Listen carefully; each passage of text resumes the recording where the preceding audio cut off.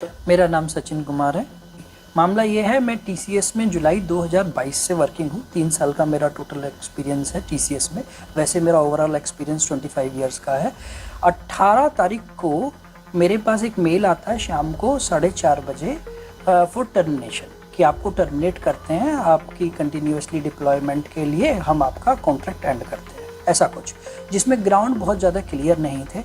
Then उसके बाद मैंने उनको रिप्लाई किया सुबह 2 बजे। मैं एक्चुअली लेट सोता हूँ तो मैंने 2 बजे रिप्लाई किया कि ये मेल पे आप अपने ग्राउंड बताइए, किस ग्राउंड पे आप मेरे को टर्मिनेट कर रहे हैं और मुझे आप सीवरेंस पैकेज पे करेंगे या नहीं करेंगे, नोटिस पीरियड का अमाउंट पे करेंगे नहीं करेंगे, और मैं कहाँ लैपटॉप और ये सबमिट करूँगा, आगे की प्रोसेसिंग क्या है। तो उन्होंने मुझे कोई रिप्लाई नहीं किया। सुबह 9:30 के आसपास मैंने उनको कांटेक्ट करने की कोशिश की। 9:55 पे मैं उनसे एक बार बात कर पाया। HR नरेश दास हैं जिन्होंने लेटर भेजा था। एंड ही सेड कि सचिन मैं आपको कॉल बैक करता हूँ ऑफिस पहुँचने के बाद। जब 10 साढ़े 10 तक भी कोई कॉल बैक नहीं आया तो मैंने उनको वापस अपनी पर्सनल आईडी से मेल करने की कोशिश की, टीसीएस वाली आईडी से मेल करने की कोशिश करी। तो टीसीएस वाली आईडी से पता चला मेरे सारे एक्सेस ब्लॉक्ड हो गए, मैं कोई मेल उन्हें नहीं कर सकता, मेरे सारे टूल्स चलने बंद हो गए जो टीसीएस के द्वारा प्रोवाइडेड थे। उसके बाद मैंने उनको पर्सनल आईडी से मेल करा कि मुझे आप इन 3 क्वेश्चंस के आंसर दे दीजिए, और शाम तक का टाइम मैंने उनको दिया कि आप मुझे शाम तक जवाब दे दीजिए। जब शाम 4 बजे तक कोई जवाब नहीं आया तो मैं टीसीएस यमुना सेक्टर 135 ऑफिस पहुंचा, टावर 3 फ्लोर 7। वहाँ पर क्योंकि मेरा एक्सेस कार्ड वर्क नहीं कर रहा था तो मैंने गार्ड से रिक्वेस्ट की। उन्होंने मुझे रजिस्टर में मैनुअल एंट्री करा के अंदर एंट्री कराई, और वहाँ पे हमने HR में जो नरेश दास हैं उनको बुलाया और बोला कि आपसे मुझे बात करनी है, मैंने आपको मेल भेजा, प्लीज़ रिप्लाई कर दीजिए। उन्होंने कहा हमने आपको टर्मिनेशन लेटर ऑलरेडी भेज दिया, हम इससे ज़्यादा कोई रिप्लाई नहीं करेंगे, आपको जो करना है आप कर लीजिए। मैंने कहा आप मुझे 3 मेल के रिप्लाई ज़रूर करिए तभी मैं यहाँ से जाऊँगा, अदरवाइज़ मेरे पास कोई ऑप्शन नहीं है आपसे कम्युनिकेशन करने का, क्योंकि आपने कोई ऑप्शन छोड़ा नहीं है, आप मेरे मेल का रिप्लाई भी नहीं कर रहे हैं सुबह से। Then after 2-3 hours waiting on reception area कोई भी मेरे से बात करने नहीं आया। मैंने बार बार गार्ड और ग्रुप 4 सिक्योरिटी के लोगों से भी रिक्वेस्ट की कि आप HR को बोलिए कि वो मिलने मुझे आए, लेकिन कोई नहीं आया।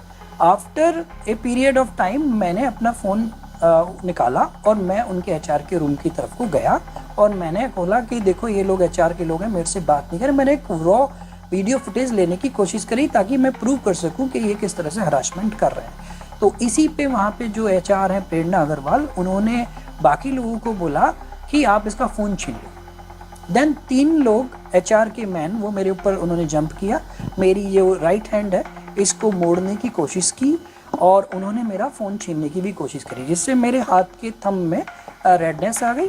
एंड फाइनली मैंने जब उनको बोला कि आप हाथ हटाइए, वो मेरी रॉ वीडियो में है, तो उन्होंने फिर वो हाथ हटाया। उसके बाद मैंने पुलिस को 112 नंबर पे कॉल लगाने की कोशिश की, जो कि दिल्ली पुलिस को बार बार जा रहा था। फिर मैंने अपनी वाइफ अर्चना मलिक की मदद से पुलिस में कांटेक्ट करके और फिर पुलिस मेरे को वहाँ से रेस्क्यू करके सेक्टर 168 पुलिस चौकी में लेके गई। वहाँ जाके मैंने उनको रिक्वेस्ट की कि मेरे साथ ऐसा हुआ है। उन्होंने कहा आप कंप्लेंट दीजिए, मैंने रिटन में कंप्लेंट दे दी, लेकिन उसके बाद भी उन्होंने मेरा मेडिकल नहीं करवाया। मैंने काफ़ी रिक्वेस्ट ACP DCP उनके PRO को कॉल लगाए, वो ये कहते रहे कि हाँ हम करवाएंगे, आप बैठिए वेट करिए सब कुछ होगा। लेकिन रात के 8:30-9 बज गए, कुछ भी वहाँ पर नहीं हुआ। हालांकि एक सब इंस्पेक्टर मेरे साथ गए थे, उन्होंने वहाँ पर टीसीएस में जाके उन लोगों को बुलाने की कोशिश की, लेकिन टीसीएस के ये एम्प्लॉय जो HR जिन्होंने असॉल्ट किया मेरे साथ फिजिकली, वो नहीं आए। फाइनली जब मुझे कोई मदद नहीं मिली पुलिस की तरफ से तो मैं फिर फेलिक्स हॉस्पिटल में जाके मैंने पर्सनली मेडिकल कराया और वहाँ पर MLC रिपोर्ट उन्होंने कहा कि हम थाने में भेज देंगे। उसके बाद हमने 2 दिन बाद कांटेक्ट किया DCP ऑफिस में कि DCP अवेलेबल हैं कि नहीं है, तो हम वहाँ गए, वहाँ पर हमें DCP नहीं मिली बिकॉज प्राइम मिनिस्टर विजिट था। उसके बाद हम ACP 49 सेक्टर गए, उनसे मिले, उन्होंने सारे एविडेंस देखे, उन्होंने कहा हम CCTV फुटेज चेक कराते हैं आपकी TCS की, उसके बाद हम कोई एक्शन लेंगे।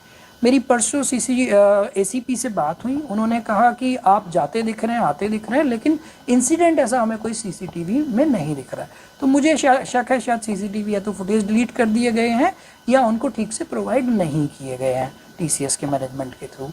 देन उसके बाद उन्होंने कहा कि आप एक्सप्रेसवे थाना चले जाइए, SHO से बात करिए, हो सकता है वो कुछ हेल्प कर पाएँ।